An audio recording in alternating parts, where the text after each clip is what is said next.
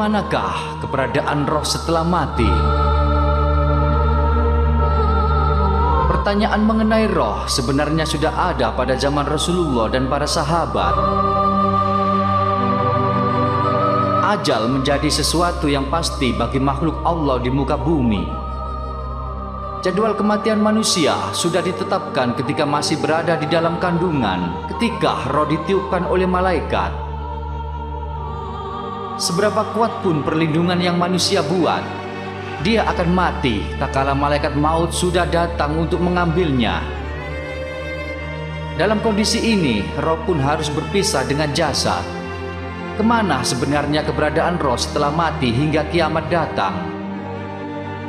Pertanyaan mengenai roh sebenarnya sudah ada pada zaman Rasulullah dan para sahabat. Allah Subhanahu wa Ta'ala pun memerintahkan Rasulnya untuk menjawab. Roh itu adalah urusan Rabbiku. Quran Surat Al-Isra ayat 85. Dari kehidupan Rasulullah Shallallahu Alaihi Wasallam dan para sahabat, cukup banyak fenomena kehidupan rohani dalam arti suatu alam tersendiri yang berbeda dengan kehidupan alam nyata ini. Tapi masih banyak masalah yang tersamar. Sementara banyak orang mendapatkan penjelasan. Syekh Ibnu Qayyim Al-Jauzi dalam kitabnya Roh hendak mengangkat fenomena ini.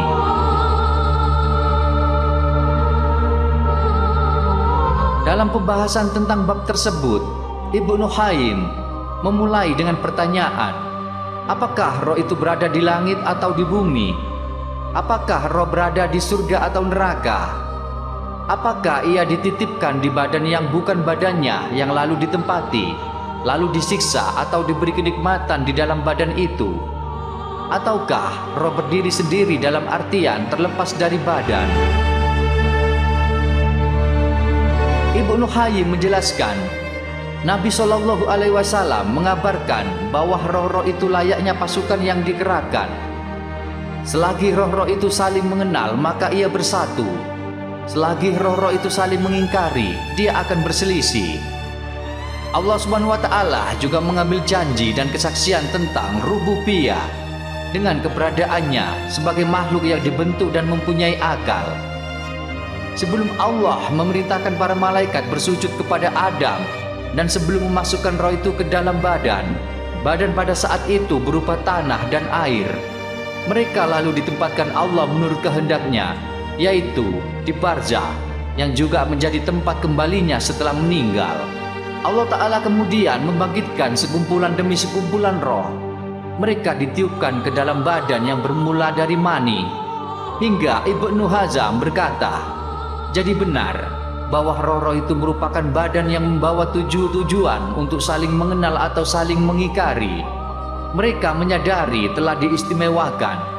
Allah pun menguji mereka di dunia menurut kehendaknya, lalu mematikannya. Mereka kembali ke alam barzakh seperti yang dilihat Rasulullah Shallallahu Alaihi Wasallam pada malam Isra Mi'raj di langit dunia.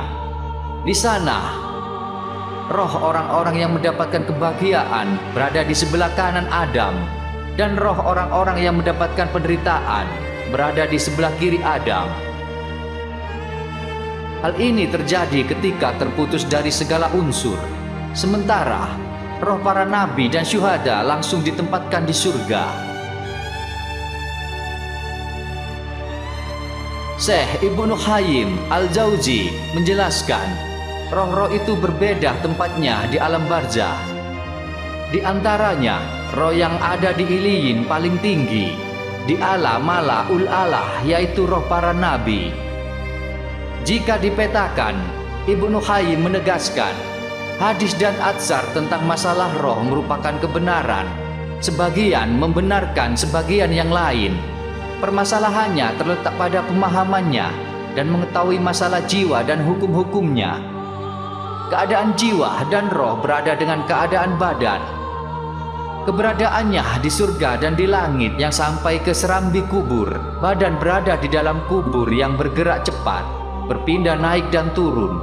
Roh ini dibagi menjadi roh yang bebas, ditahan, tinggi, dan rendah. Setelah berpisah dengan badan, roh itu bisa sehat dan sakit, bahagia dan menderita, merasakan kenikmatan dan siksaan lebih dari apa yang dirasakan ketika masih berada di badan. Ada penderitaan, siksaan, sakit, dan kerugian. Di sisi lain, ada kenikmatan, kebebasan, dan ketentraman. Keadaannya di badan serupa dengan janin di perut ibu. Setelah roh itu keluar dari badan pun serupa dengan keadaan janin yang keluar dari perut ibu. Adapun Ibnu Qayyim membedakan keberadaan roh-roh selain para nabi itu sebagai berikut. Pertama, roh-roh yang berada di badan burung berwarna hijau yang berlalu lalang dan pergi di surga menurut kehendaknya. Ini adalah roh para syuhada, tetapi itu pun tidak berlaku bagi mereka semua. Di antara para syuhada, ada orang yang tertahan sehingga tidak bisa masuk surga. Mereka bertahan karena mempunyai utang atau sebab lainnya. Kedua, roh yang bertahan di ambang pintu surga. Ketiga, roh yang bertahan di kuburnya, seperti hadis tentang orang yang mencuri mantel, lalu dia mati syahid di peperangan. Orang-orang pada saat itu berkata, selamat bagi dirinya yang mendapat surga. Nabi SAW bersabda, menimpali demi yang diriku di tangannya. Sesungguhnya mantel yang dia ambil itu menyalakan api di dalam kuburnya. Keempat, roh yang berada di pintu surga. Roh kategori ini seperti disebutkan dalam hadis Ibnu Abbas.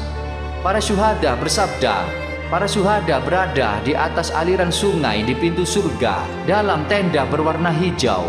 Rezeki mereka keluar dari surga setiap pagi dan petang hari. Hadis ini diriwayatkan oleh Imam Ahmad. Ibnu Qayyim menyebut, jiwa yang memiliki sifat bumi tidak akan bisa berkumpul dengan jiwa yang memiliki sifat langit, sebagaimana keduanya tidak bisa berkumpul ketika berada di dunia. Jiwa yang selagi di dunia tidak mau mencari makrifat tentang Rabb-Nya, tidak mencintainya, tidak menyebutnya, tidak bersanding bersamanya, dan tidak takarut kepadanya. Jiwa itu memiliki sifat bumi dan terhina. Dia tidak akan beralih dari bumi itu. Sebaliknya, jiwa yang memiliki sifat ketinggian selagi dia di dunia senantiasa mencintai Allah, menyebut namanya, takarub kepadanya, dan bersanding dengannya. Setelah roh itu berpisah dari badan, ia berkumpul dengan roh-roh yang lain yang memiliki sifat yang sama. Allah menjadikan roh mukmin bersama roh-roh yang lain yang bagus bentuknya setelah roh berpisah dari badan. Ia akan mencari bentuknya dan berpasangan serta orang-orang yang memiliki amal yang sama. Mereka kemudian bersama-sama berada di tempatnya. Keenam, roh yang berada di dalam tungku api, yakni roh yang para pezina, lelaki dan perempuan. Ketujuh, roh yang ada di sungai darah dan berenang di sana. Roh itu dilempari batu setiap kali ia akan keluar dari sungai darah itu. Wallahu alam. Semoga video-video kami ini bermanfaat untuk kita semua dan menjadi suatu pelajaran bagi kita yang masih hidup. Terima kasih. Wassalamualaikum warahmatullahi wabarakatuh.